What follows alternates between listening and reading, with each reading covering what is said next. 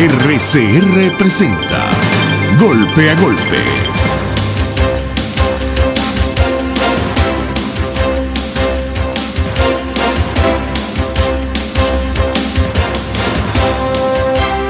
Golpe a golpe, buenos días. Lunes 1 de octubre de 2018. Estaremos trabajando para ustedes en la dirección general de la estación Jaime Nestar, en la gerencia de producción Wilitza Arcaya, en la producción de este espacio Jackson Vargas, Marilia García y Jessica Selgrat. En los controles estará César Arteaga y recuerden seguirnos en nuestras redes sociales por @RCR750 y vernos a través de rcr.tv, la radio que se ve. Comenzamos el día con una noticia, nosotros la leemos siempre de costadelsolfm.net. No se sabe qué pasa con los ferries de Margarita. Instituciones del Estado piden información a Maduro. O sea, nadie sabe qué está pasando con los ferries. Están en reparación, están desactivados. Total que hay un problema ya gravísimo con ferries. Y las instituciones han mandado varias cartas al presidente de la República porque Conferri no da respuesta de la situación. Otra noticia es, a lo mejor la gente se extrañará de esta noticia, pero a nosotros nos llamó mucho la atención, es que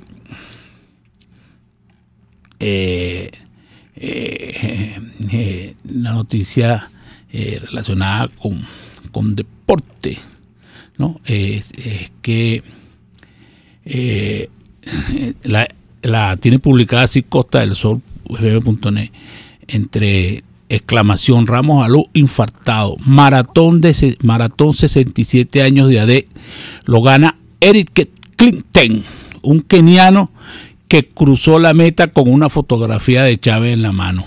Entonces, según una parodia de la cosa, ¿no?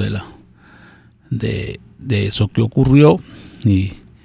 Y bueno, ahí está. A Henry parece que no le cayó muy bien la cosa, ¿no? Otra es, está el comunicado de Venezuela rechazando el apoyo de Francia a la Corte Penal Internacional para investigar al gobierno venezolano. Y eso, pone la cosa más difícil.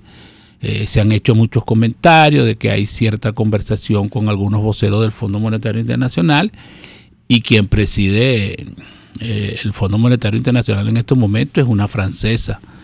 Es extraño lo ocurrido con Francia porque era evidente que habían buenas relaciones entre Francia y entre el gobierno francés y el gobierno, por decirlo de alguna manera, del chavismo. Y uno se asombra, se tendrán sus razones los franceses. Y el comunicado de canciller, y las declaraciones del canciller han sido sumamente duras muy duras contra el gobierno francés. Pero como digo, algo está ahí, y esa situación incomoda la cosa para cualquier conversación con el Fondo Monetario Internacional, porque como hemos dicho, está el planteamiento de que el Fondo Monetario Internacional es presidido por una francesa, ¿no? Por una ciudadana francesa. Parece que siempre es así. Le toca a Francia eso. Y creemos que esto se la va a... Cristina Lagarde se llama la presidenta del Fondo Monetario Internacional. Y está esa situación ahí. Otro también que llama la atención es relacionado con el incendio del restaurante ese en Turquía, ¿no? Donde el presidente se comió su cordero y su cosa. Hubo 5 personas, una de las personas tiene más de 20% de quemaduras en el cuerpo. La cosa fue fuerte, ¿no? Fue una quemada dura, ¿no? Y también está publicado ahí, sigue el debate interno entre el PSUV sobre eso que llaman la burguesía y Chávez. Algunos lo llaman la boliburguesía, otros lo llaman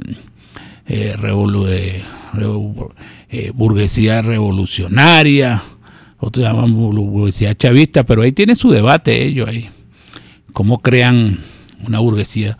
También recomendamos un artículo de Thais Peñalver, Desmitificando la falsa riqueza, señora que a nuestro entender escribe muy bien. Bien, bueno, y tiene buenos análisis, ¿no? También está la situación del señor, llamó mucho la atención, impactó mucho en las redes, de Sergio Duarte, que era el preparador de Mise. Digo que impactó mucho porque estuvo desaparecido del 8 de julio y apareció ahora. Ajá. Buenos días, Milos, un placer saludarte. Muy buenos días, Frank, contento de estar en tu programa. Ajá, Milos, hoy vamos a hablar de Francia. Milos sí. fue embajador de Venezuela en la ONU, y Milos, las relaciones entre Francia y Venezuela no eran malas. Con todo y que ahí estaba preso el Chacal y que el Chávez quería que se los mandaran, que lo soltaran, pero digo que nunca fueron malas, porque Chávez mandó a su hijo varón a estudiar para allá, creo que se quedó allá, o sea, y allá se hicieron varios acuerdos, creo que estuvo unos acuerdos con el metro, mandaron mucha gente a estudiar, creo que en el área petrolera también, habían buenas relaciones con Francia, y de repente Francia sale con esto, ¿no? El que fue embajador de Francia después fue ministro de Relaciones Exteriores en Venezuela. O sea, las relaciones no se veían mal, pero Francia, bueno, está apoyando la solicitud que se hizo ante la Corte Penal Internacional, y Arriaza arremetió duro contra el gobierno francés. ¿Tú crees que esta situación se debe a qué? Bueno, yo comenzaría señalando que es cierto que Francia ha tenido unas buenas relaciones históricas con Venezuela, no solamente con el gobierno de Maduro y de Chávez, sino Francia ha sido un epicentro, una tierra de asilo, una tierra de principios, de valores, de democracia, de libertad, esos tres preceptos que tanto influenciaron la Revolución Americana: libertad, igualdad y fraternidad, desde 1789. En el Arco del Triunfo está el nombre de Francisco de Miranda, y hemos tenido siempre, Francia ha sido un epicentro de relaciones con todos los gobiernos por estar aferrada a los principios. Y precisamente por estar aferrada a los principios, hemos visto cómo Francia juega y ha jugado un papel importante en la defensa, promoción y protección de los derechos humanos. No es de extrañar, Francia no solamente a nivel bilateral ha recibido, por supuesto, tiene buenas relaciones con los gobiernos, el actual y los anteriores, pero también ha tenido buenas relaciones con los voceros de otras vertientes políticas. Hemos visto cómo recientemente el presidente Macron, para no remontarnos en la historia, recibió a Antonio Ledesma, recibió a Julio Borges, recibió a delegaciones, y tiene el Quai d'Orsay, el Ministerio de Relaciones Exteriores, un embajador encargado en el tema de los derechos humanos. Ahora bien, es evidente que la Unión Europea, sobre el tema de los acuerdos internacionales, ha tenido un papel destacado de buscar una protección de los derechos humanos, y dentro de ese campo Francia ha jugado un papel. No es el único, basta con ver las resoluciones del Parlamento Europeo, basta con ver las posiciones de la Comisión y del Consejo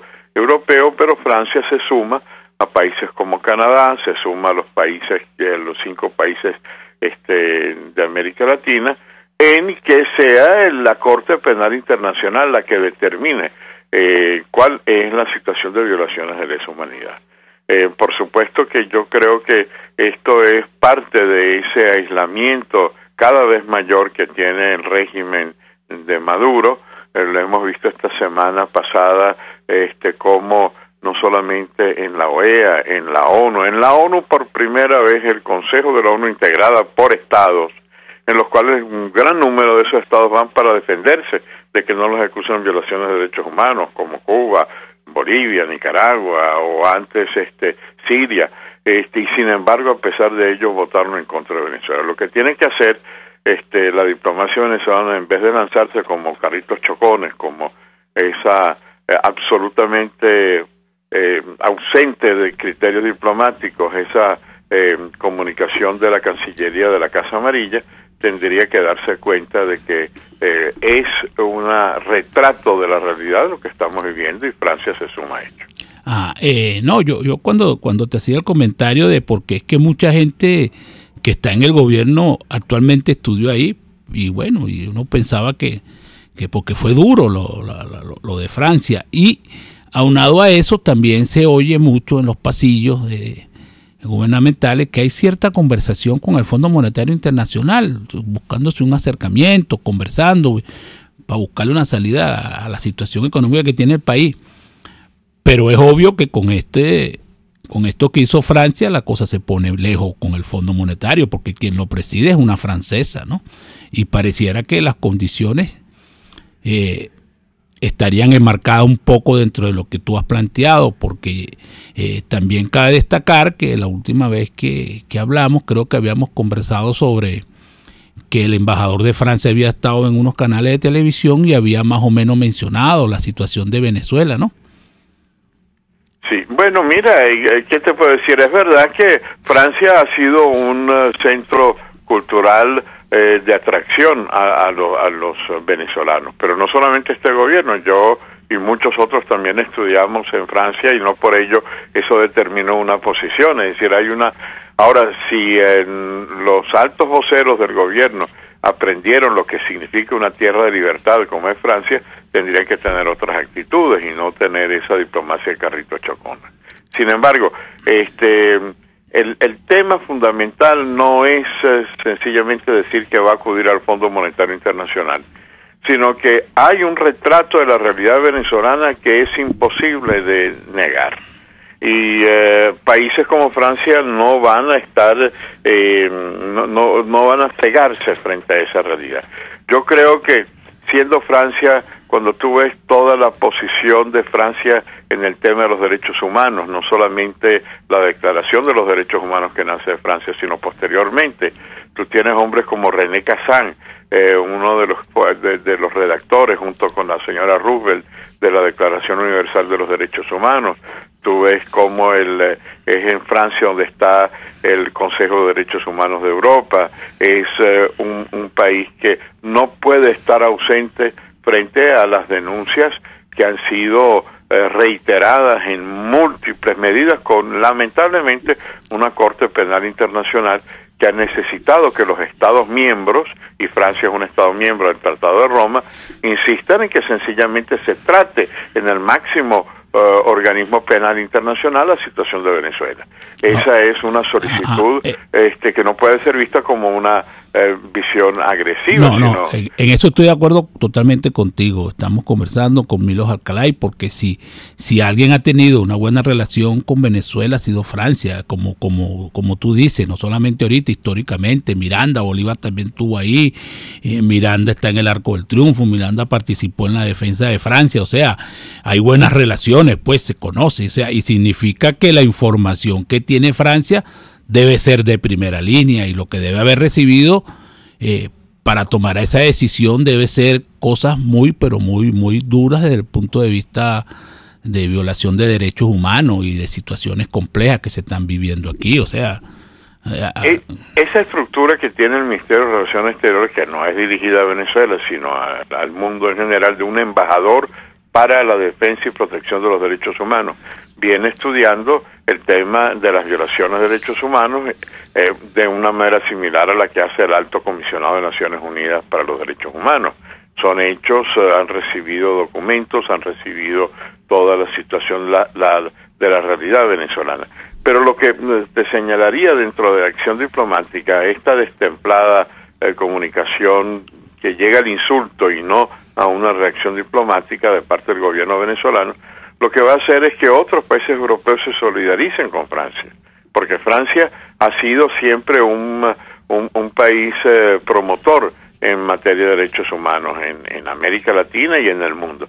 De manera que estas agresiones que van a hacer, bueno, que sus aliados de la Unión Europea se van a sumar también a esta reivindicación. Me parece que ha sido, por eso te decía antes, una actitud torpe.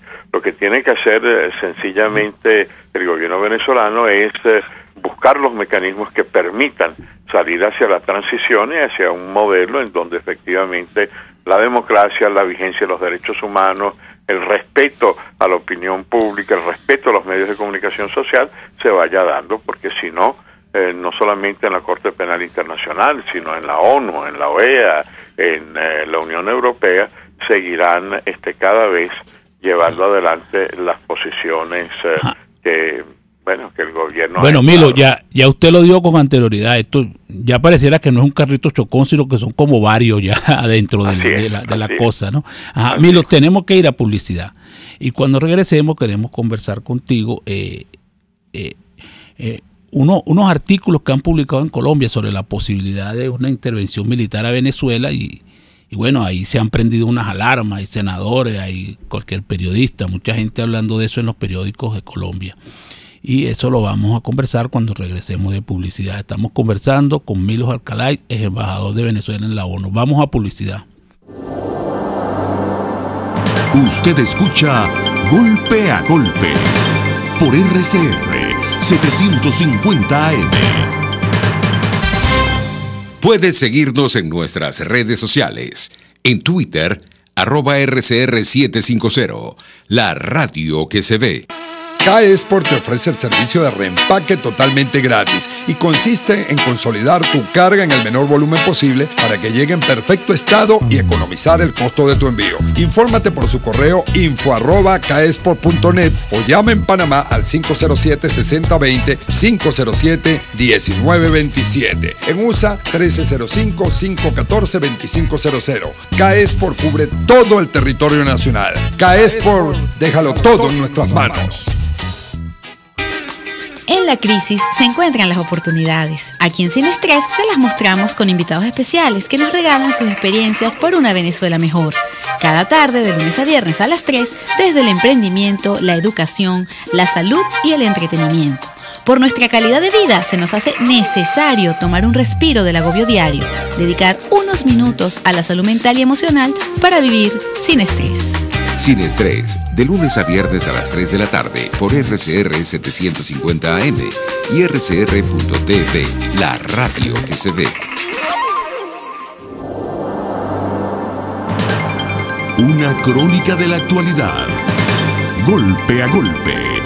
Solo por RCR. Estamos de regreso con Milos Alcalay, embajador de Venezuela en la ONU. Te comentaba que hay muchos articulistas, muchas personas hablando de la posibilidad de una intervención militar en Venezuela, donde participaría Colombia, y llama mucho la atención que un expresidente tiene una frase que dice: una guerra con Venezuela podría durar solo 2 días, pero las consecuencias 100 años. La frase es del expresidente colombiano Alfonso López Michel y ha vuelto a escribirse en los diarios de ese país, dicen las notas de prensa. Y eso también recuerda que aquí hubo una situación muy tensa en el año 1987 con el caso de la corbeta Caldas, que casi se llegó de verdad, a una confrontación militar. ¿Tú esa situación la ves parecida, la ves distinta? ¿Ves al gobierno capaz de hacer algo contra Colombia, o el gobierno de Colombia hacer algo contra el gobierno de Venezuela? Pero yo comenzaría señalando 2 cosas previas. Uno, una intervención militar no se anuncia por la prensa y no se anuncia con una resolución, sino cuando se cumplen las condiciones que el derecho internacional público establece. Ha habido, la comunidad internacional ha sido muy crítica porque no hubo una intervención en Ruanda cuando debía haberla, dadas las condiciones, o cuando no hubo una intervención en algunos de los países balcánicos, cada vez se ha venido destacando dentro del derecho internacional público las condiciones. Por ejemplo, acaba de aprobarse en Naciones Unidas una resolución muy importante que no se aplica solo a Venezuela, sino que es la posibilidad, y como tema de agenda se votó expresamente con 93 votos, que en caso de ayuda humanitaria y si hay un rechazo por parte de estados alegando la soberanía, cuando esa situación viola derechos económicos y sociales de una población, hay posibilidad de una intervención humanitaria por forzosa. ¿Cuál va a ser el resultado? No se sabe, está en la agenda. 93 países votaron a favor, han habido varias abstenciones. Hay otra serie de mecanismos que establece el derecho internacional público, que debe determinarse el uso legítimo de la fuerza a través del Consejo de Seguridad. Pero eso no se anuncia ni por la prensa, ni por resoluciones que dicen que no va a haber intervención militar o que sí va a haber intervención militar. Lo cierto es que el lenguaje militarizado, el que lo utiliza es el gobierno bolivariano. Cuando tú ves que desde hace mucho tiempo estamos, es como el cuento de Lobo, ¿no? Ahí viene el Lobo, ahí viene la intervención militar, ahí ves eso desde la época de Chávez, la intervención militar, Venezuela es un país pacífico pero está armado, la colocación de los militares en todos los cargos económicos, sociales, de manera que cuando hay una hipersensibilidad, cuando se toca el drama venezolano, no puede descartar ningún área, ni el económico. Tú no puedes decir, bueno, no vamos a tocar el económico porque eso no, el económico, el social, el ético y también el militar están presentes. Por ejemplo, una opción militar no significa necesariamente una intervención militar. Una opción militar es la que tiene el Brasil de Temer, que rechaza intervención militar, pero coloca a sus militares en Roraima para canalizar el drama de la masiva migración venezolana, que es rechazada por parte del gobierno, que dice que no hay tal migración masiva, pero sí la hay, hasta el punto que la opción militar tiene que darse en el Brasil o en Colombia o en otros países.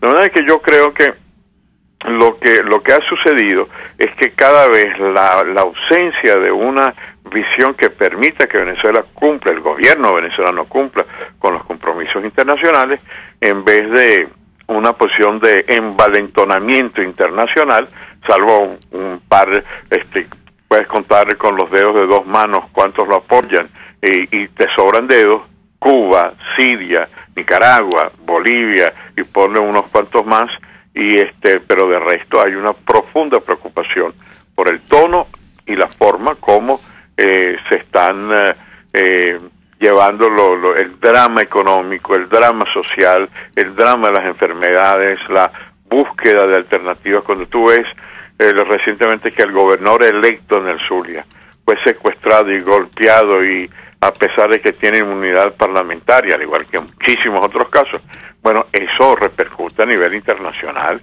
y va aislando más y más al gobierno. Sí, eso es cierto. También queríamos tocar contigo, ya finalizando un poco el programa, lo del barco chino, Milo, porque ese barco vino lo que llaman debut y despedida. Esos son barcos que andan recorriendo el mundo como tipo de intercambios culturales, porque de verdad que una semana aquí yo creo que no ha dado para papel a nadie.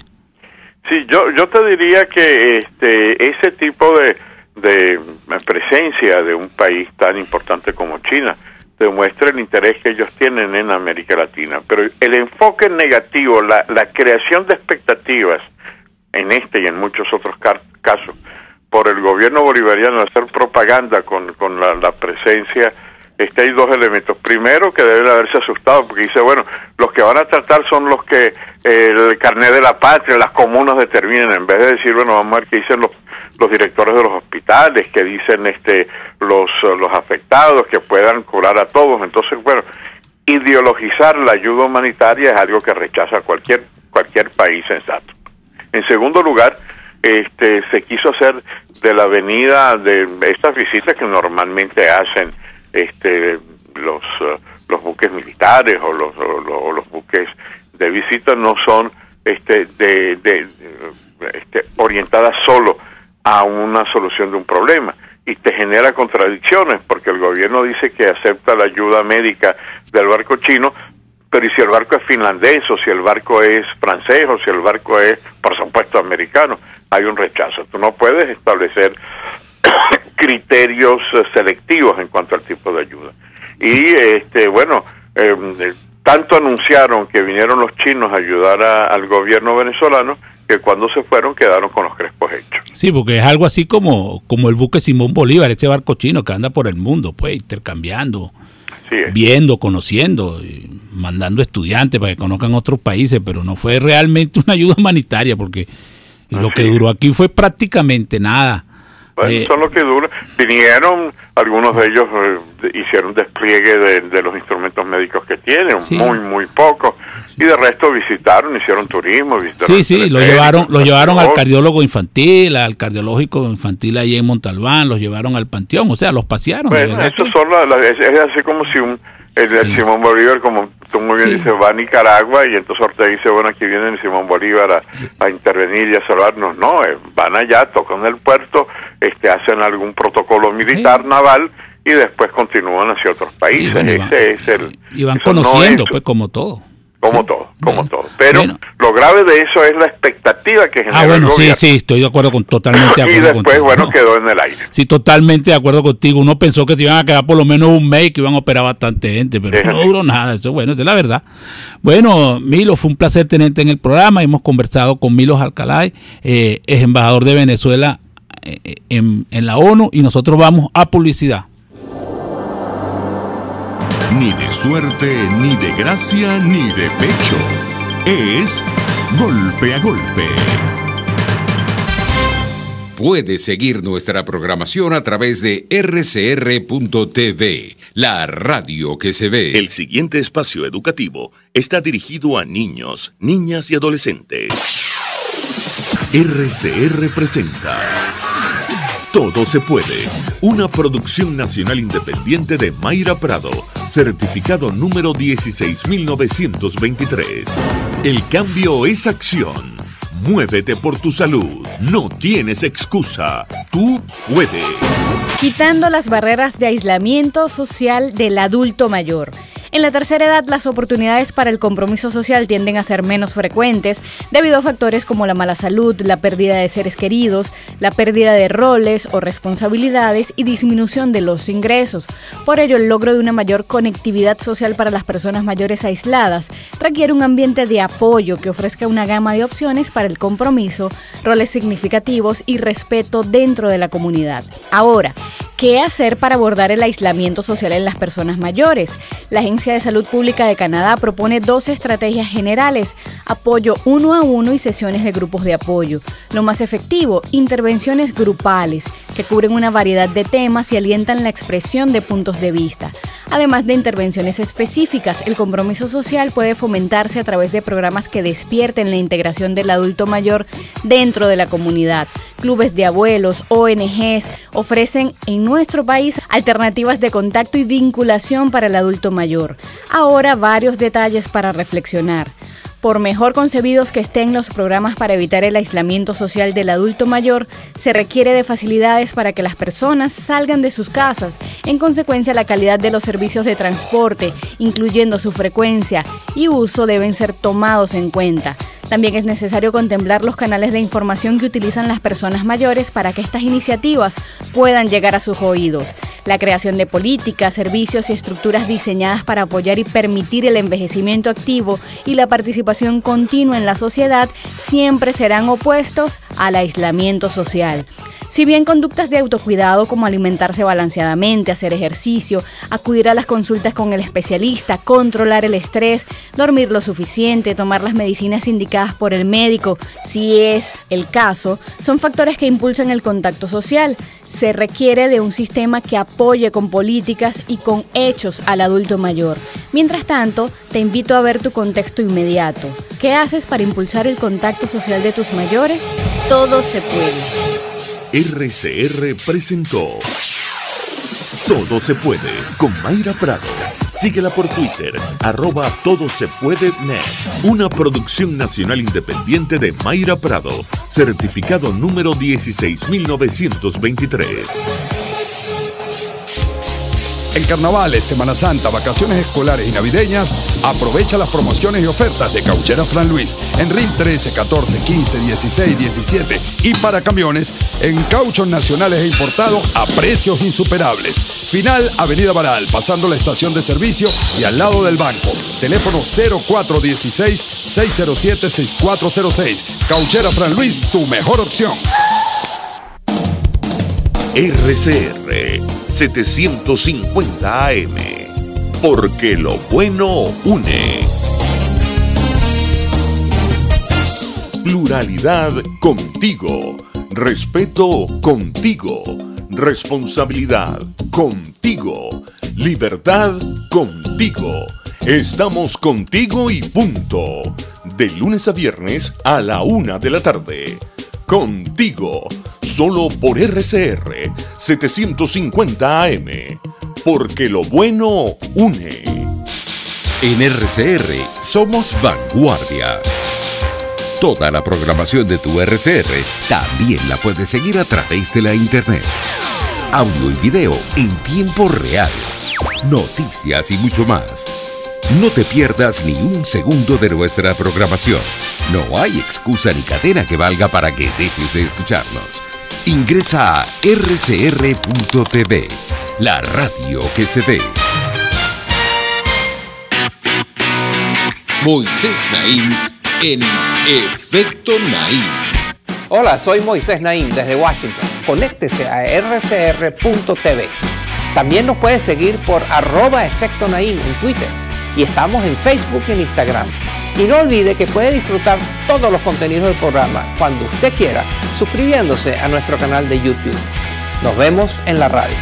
Los miércoles y viernes a las 7 de la noche. Solo por RCR 750 AM.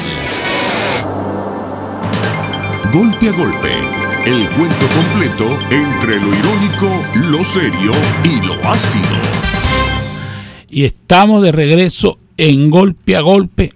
Y bueno, estábamos comentando la noticia de cuando nos llegó Milos Alcalá, estábamos comentando la noticia del cadáver que encontraron el cadáver de Sergio Dugarte, el preparador de las misas, y que estaba desaparecido desde el 8 de julio.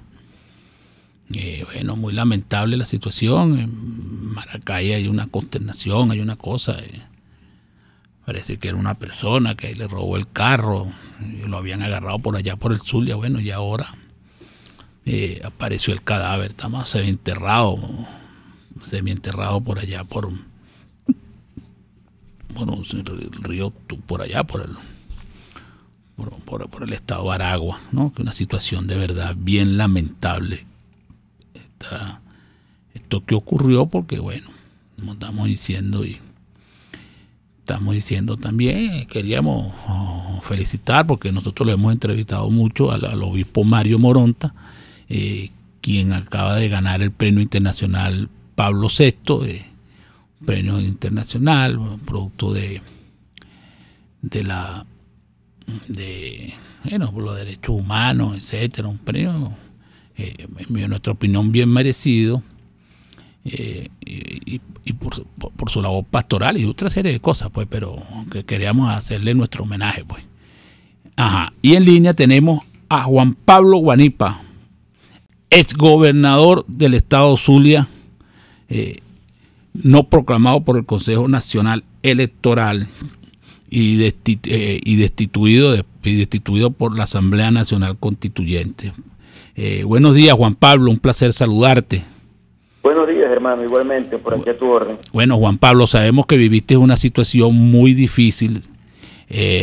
Tú mismo echas el cuento, llegaron unos tipos en una camioneta, se bajaron, las camionetas no estaban identificadas, bueno, y te llevaron preso.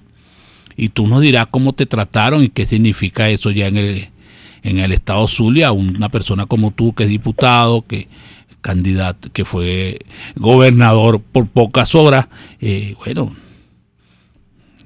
¿qué se puede esperar? Yo no sé, no sé ni siquiera qué preguntarte, porque es que me impactó mucho la noticia, porque de verdad que te hayan agarrado y te hayan montado en una camioneta y te hayan llevado, bueno, sin saber nada, ¿me entiendes? ¿Qué es eso, no? Sí, hermano, mira, lo que está viviendo el país es sumamente grave. Yo creo que la crisis se ve en cada una de las situaciones que vive la gente, no solamente con los problemas económicos, sino con los problemas de servicio público. El día sábado lo que hicimos fue ir a acompañar a la gente en un sector muy comercial de San Francisco. Se puede decir que es el sector comercial popular más importante de ese municipio, y salimos a recorrerlo. Se llama el sector Los Cactus.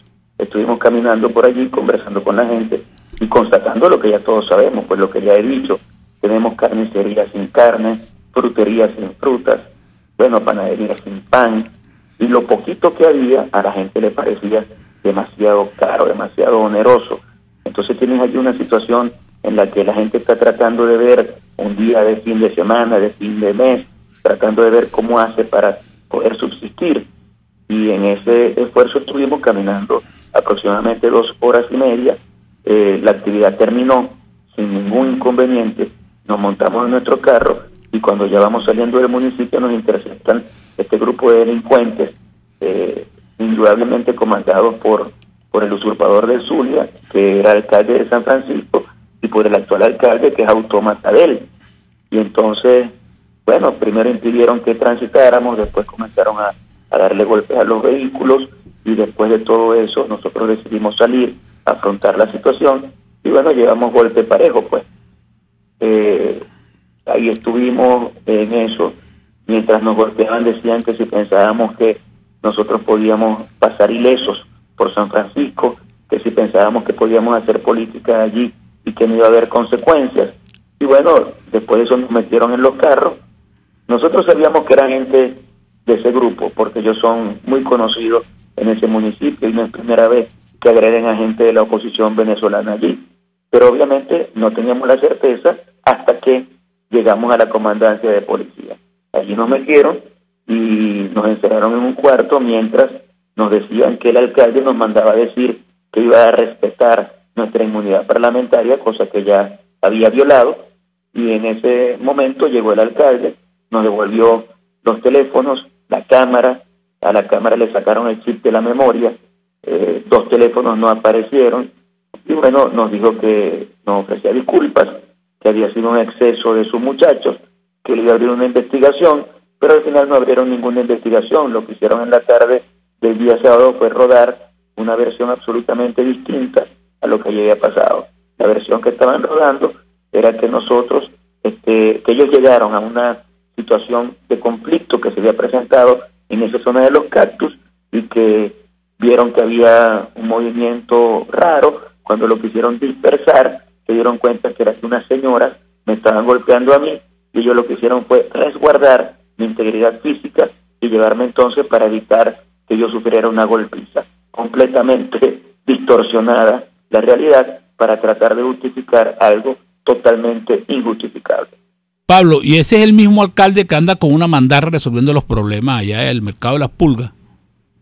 Sí, lo que pasa es que el que fue alcalde y hoy es gobernador usurpador del cargo de la gobernación del Zulia.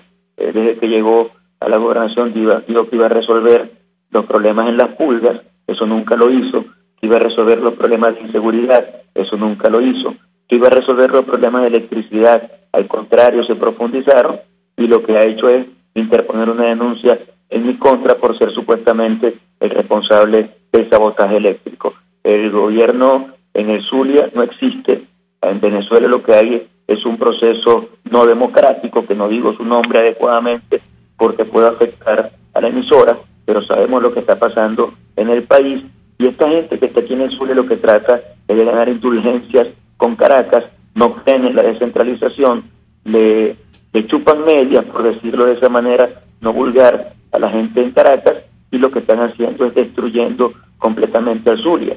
Y en nuestro caso, bueno, ya nosotros tenemos toda la experiencia que ya hemos comentado, además de esas acusaciones que hay en el Ministerio Público en mi contra, 2 por violencia y 1 por sabotaje eléctrico, nos persiguen permanentemente.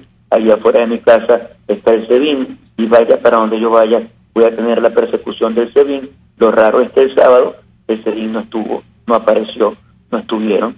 Entonces, cuando tú dices, pareciera que todo esto está totalmente orquestado con el objetivo de amedrentar, de reprimir, de asustar a la gente para que bajemos la guardia en la lucha política que estamos librando. Ajá, Juan Pablo, pero desde el momento que detuvieron se activaron las redes y empezaron vamos a decirlo de alguna manera así, las presiones nacionales e internacionales por saber lo que te estaba sucediendo, ¿no? Estamos conversando con Juan Pablo Bobadilla, el gobernador electo del estado Zulia, y empezaron a activarse porque bastante gente mandó Twitter y cosas que estaba sucediendo, hasta del exterior creo que llegó algo de Almagro, sí, pidiendo no. tu integridad. Yo creo, Fran, que eso también ayudó un poco a que ellos vieran que lo que estaban haciendo era un error y que de alguna manera bajaran un poco la guardia después de que nos habían golpeado, roto la ropa, quitado los teléfonos, todo lo demás. Yo me imagino también que hubo alguna llamada nacional que le dijo, un momentico, ese preso no es de ustedes, Si nosotros decidimos poner preso a ese tipo, eso lo hacemos nosotros, así que se les pasó la mano, se equivocaron, lo que sea. Y por esa razón ellos me dejan en libertad junto a la gente que nos acompañaba. Pero todo eso es parte del mismo expediente que ha desarrollado Maduro a nivel nacional. Maduro ha reprimido las manifestaciones, ha reprimido a los dirigentes, varios de ellos están presos, otros en el exilio.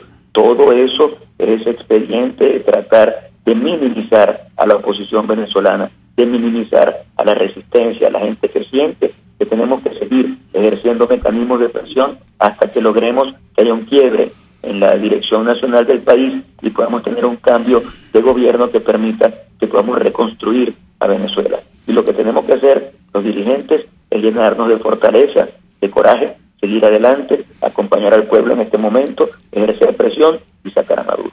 Ahora, pareciera que el único que anda en ese discurso de la unidad de la oposición fueras tú, Juan Pablo, porque uno acaba de ver ahí que estaban convocando un paro nacional. Ahora hay unas contradicciones dentro del Frente Amplio porque no se sabe quién lo convocó, quién lo planteó. Entonces, pareciera como un poco de desorden desde el punto de vista de la oposición, y eso de alguna manera ha favorecido al gobierno, porque algunas encuestas que se han visto por ahí y que se escuchan dice que Maduro ha mejorado un poco su situación, producto de los aumentos y producto de toda esta situación interna que vive la oposición, porque realmente no hay una vocería nacional con respecto a la crisis de parte de lo que era la MUO, como lo quieran llamar ahora. Bueno, mira, lo que está viviendo el país es sumamente grave y una de las actitudes y estrategias del régimen es tratar de desarticular a la oposición venezolana. Y por eso, como ya lo hemos conversado, hay dos políticas en la oposición venezolana y tenemos que lograr unificar a toda la oposición alrededor de una sola política. La política no puede ser la de quienes piensan que hay que sentarse en este momento a negociar con el gobierno, a normalizar las cosas, a cohabitar y a esperar un momento electoral oportuno. Eso no existe en este país. Y no existe porque esa política la ha minado el mismo régimen, por no llamarlo como debería llamarlo.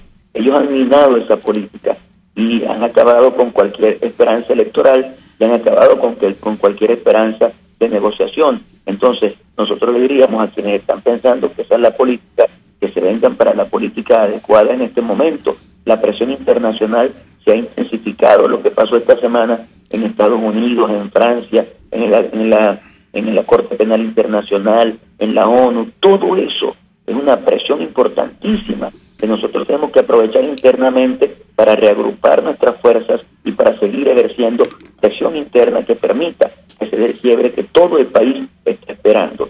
Cuando Maduro dicta esas medidas, lo hace con el objetivo de tratar de surfear estos 2-3 meses que son cruciales para el país. Y yo creo que este pueblo de Venezuela es sabio, y el pueblo de Venezuela sabe que lo que estamos viviendo no tiene nada que ver con la posibilidad de solución de los problemas. Ese incremento salarial se convierte nuevamente en salida agua porque la hiperinflación no va a ser controlada por esta gente. No hay forma de que se pueda resolver ningún problema del país mientras Maduro siga usurpando la presidencia de la República. Si eso lo tenemos claro los venezolanos y lo tenemos claro los dirigentes, vamos entonces a aglutinarnos alrededor de la política, del ejercicio de la presión para lograr ese quiebre que hace falta en el país en este momento.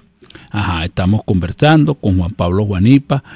Juan Pablo, tenemos que ir a publicidad y cuando regresemos, que ya es la última parte del programa, vamos a conversar contigo específicamente el caso del Zulia, porque sabemos que primero que es el estado poblacional más grande del país, poblacionalmente, tiene más de 3 millones de habitantes y ahí se ven todos los problemas juntos del país, todos, sin excepción. Entonces vamos a conversar contigo bastante sobre la región y queremos decirle a la gente que está muy molesta con la de la encuesta. Bueno, esa es una encuesta que tiene la UCAP, la Universidad Católica Andrés Bello, que la tiene ahí, bueno, y ellos son los que dieron esos resultados que yo dije. Yo no sé cuáles son los porcentajes todavía exactamente, no la he leído completa, pero esa es la información que tenemos y bueno, sí nos comentaron eso, que sí, que era así, pues la situación de Nicolás Maduro, le guste o no le guste a la gente. Bueno, tendrán que reclamárselo a la gente que hizo la encuesta de la Universidad Católica Andrés Bello, una encuesta que ellos hacen y que por cierto, lo comentó esta mañana también en el programa de Chudo Torrealba, la persona que está encargada de ese programa allá en la Católica. Y nosotros vamos a publicidad. Usted escucha Golpe a Golpe por RCR 750 AM. Sintonícenos a través de Periscope, @RCR750, la radio que se ve. Señora, si quiere hacer una torta o postre de coco, lléguese a Coco Factory, donde consigue agua, aceite, esencia y coco rallado. El coco es antidiabético, antimicótico, exfoliante y fortalece el sistema inmunológico. Coco Factory está en la avenida principal de Santa Mónica, Teresa de la Parra, edificio Codazzi, frente a la antigua gasolinera, y en la Rosaleda, San Antonio de los Altos. Coco Factory, sin cocos no hay paraíso. En RCR somos vanguardia. Toda la programación de tu RCR también la puedes seguir a través de la internet. Audio y video en tiempo real. Noticias y mucho más. No te pierdas ni un segundo de nuestra programación. No hay excusa ni cadena que valga para que dejes de escucharnos. Ingresa a rcr.tv, la radio que se ve.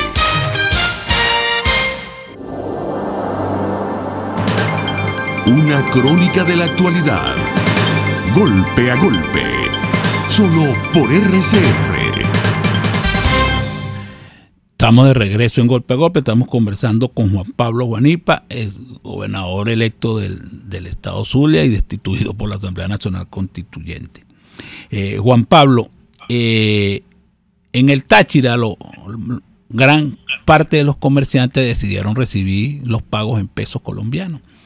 El estado Zulia también tiene una amplia frontera con Colombia, especialmente en La Guajira, y hay una vida comercial muy importante. Ahí los comerciantes venezolanos están haciendo lo mismo. La situación se ha vuelto tan crítica que esa es la decisión que están tomando algunos comerciantes. Mira, yo no diría que es decir, que hay mucha transacción con pesos, pero sí percibo mucha transacción con dólares. Es más, los precios se están calculando en función de dólares, y tú te vas a revisar y miras, cónchale, ¿cuánto cuesta una hamburguesa en Estados Unidos? $2. ¿Cuánto cuesta una hamburguesa en Maracaibo? 4, 5, 6, 7 dólares. Es decir, que los precios han ido hasta por encima de lo que cuestan en otros países como Estados Unidos, y todo tiene que ver con la impresionante distorsión que estamos viviendo, con políticas económicas que no lo son tales, son políticas más enfocadas hacia el tema político y no hacia la búsqueda de solución de los problemas. No hay forma de que Venezuela pueda echar hacia adelante si no hacemos una revisión completa de todo el proceso económico, lo que conversábamos también la otra vez, la necesidad de generar confianza, la necesidad de generar seguridad jurídica y seguridad en todos los sentidos para que la gente invierta en Venezuela y podamos producir en este país. Eso no existe ni va a existir mientras Maduro siga usurpando la presidencia de la República. Por eso estamos como estamos. Como te digo, en el recorrido que hacíamos el sábado, la gente se jalaba los pelos, hermano. La gente estaba totalmente desesperada, haciendo cola para comprar cualquier cosa, sabiendo que eso no le iba a resolver su situación. Entonces, claro, la gente también nos reclamaba, nos decía, ¿cuándo vamos a salir de esto? ¿Qué van a hacer ustedes para que esto lo podamos resolver? Y reclamos de todos los índoles. Y yo creo que aquí lo importante es que asumamos con conciencia, con responsabilidad, que tenemos que dar un paso al frente y que tenemos que seguir ejerciendo presión hasta que logremos salir de esta situación. El caso de Zulia es un caso dramático. Yo diría que eso lo ve uno en todo el país, pero pareciera que en nuestro estado las cosas van profundizándose. El propio irresponsable ministro destituido por la Asamblea Nacional, Mota Domínguez, el día jueves creo, decía que ya estaba resuelto completamente el problema eléctrico en el estado Zulia y que bueno, que íbamos a tener más lo que ellos llaman administración de carga, que no es más que el corte de luz. Decía, se acabó eso, se acabó, resolvimos todo. Y el día sábado hubo un corte de luz de las 8 de la noche hasta las 10 de la noche en todo el estado Zulia, en todas partes. Se fue la luz en todo el estado Zulia. Entonces, aquí estamos en un círculo vicioso con gente incompetente, con gente corrompida, pero con gente también que desarrolla todo esto como una visión ideológica para tener a la población en una situación límite de subsistencia que no le permita pensar en otra cosa más allá de sobrevivir. Sí. ¿Aló? Oye. Escucho.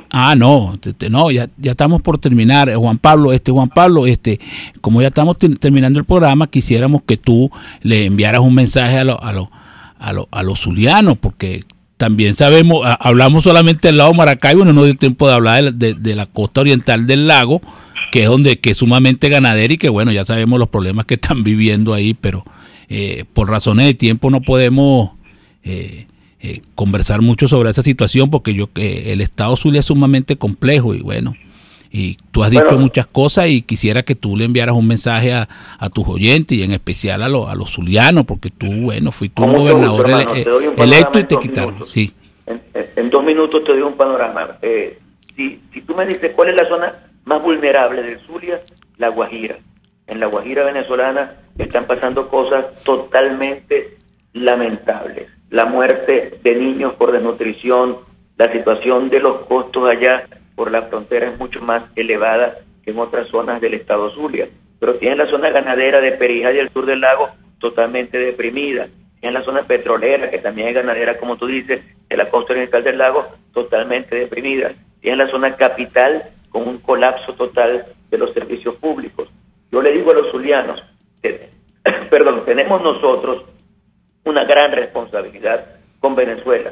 Nosotros tenemos que seguir haciendo todo el esfuerzo para generar la presión que pueda permitir que este país pueda encontrar un cambio político. Vamos a lograr el cambio económico y el cambio social cuando logremos el cambio político en Venezuela.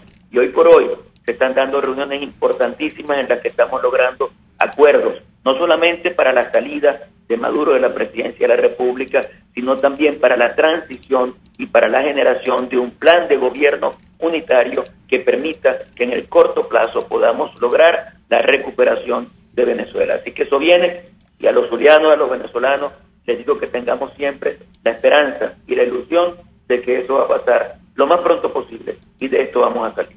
Bueno, Juan Pablo, fue un placer tenerte en el programa. Hemos conversado con Juan Pablo Guanipa, gobernador electo en el estado Zulia y destituido por la Asamblea Nacional Constituyente. Será hasta mañana.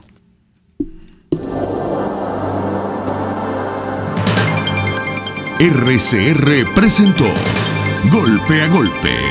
Para cualquier comentario o sugerencia, escriba a golpeagolpe@rcr.com.be.